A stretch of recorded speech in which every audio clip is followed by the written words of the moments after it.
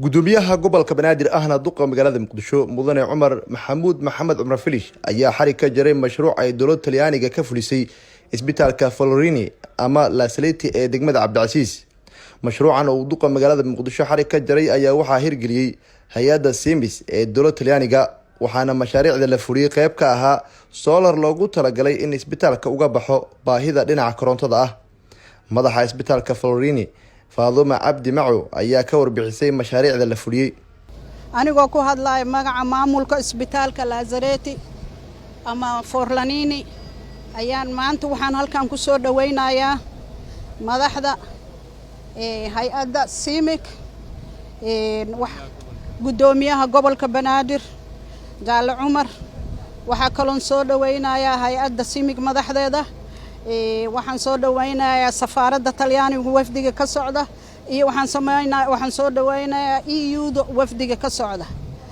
waxaan halkan maanta hay'addan Simik aan ugu mahad celinaynaa in ay iyada tahay hay'adda kaliya oo maanta na kaalmayso isbitaal ahaan haddaan nahay qaybta dhimirka ay noo dhistay waaskadaas, ay noo dhistay ceelka, ay noo dhistay off grid boxka, ay noo dhistay meeshan refectoria, ay noo dhistay jikada.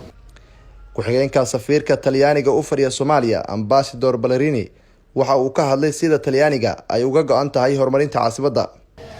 I wish to convey my sincere congratulations to the staff of the CIMIC component for their continuous effort in supporting the hospital through several projects over the last years.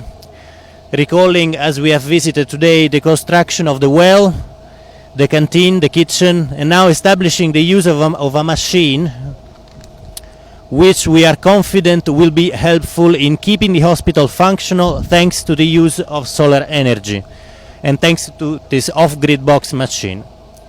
gudoomiyaha gobolka Banaadir ahna duqa magaalada Muqdisho mudane Cumar Maxamed Cumar Filish ayaa u mahad celiyay dowladda Talyaaniga isagoo sidoo kale tilmaamay in isbitaalkani uu u baahan yahay mashaariic ballaaran maadaama uu ka kooban yahay qaybo badan oo muhiim u ah adeegyada caafimaadka.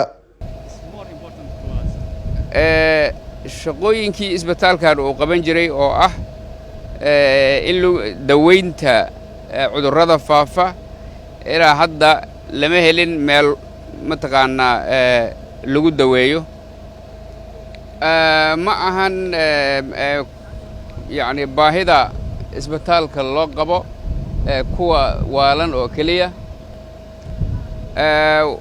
intii soo hartay oo dhan oo ay ka mid tahay juudaamka, oo ka mid yahay furuqa, oo ka mid yahay TB-ga iyo kuwa kaloo fara badan qaybahoodii ayay ahayd, midkoodna kama soo kaban burburkii.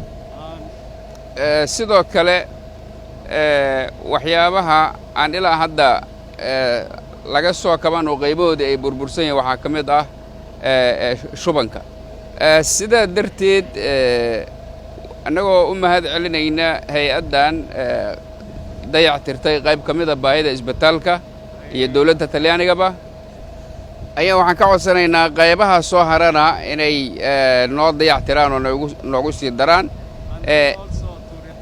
isla markaas wixii iyaga karaankooda ka baxsanna ay gaarsiiyaan hay-adaha kale ee horumarinta. waxaan aad u jeclaan lahayn inaan aragno isbitaalka La Salete oo shaqadii uu qaban jiray 30 sano ka hor si buuxa ula wareega oo qabta. mar kale ayaan rabaa inaan u mahad celiyo kusimaha safiirka Talyaaniga Soomaaliya iyo madaxda kale ee Simik iyo saraakiisha la socda, maxaa yeelay waxay taabteen meel aad u baahneed in la daweeyo. Nuur Saciid Taliil, warbaahinta qaranka Soomaaliyeed, magaalada Muqdisho.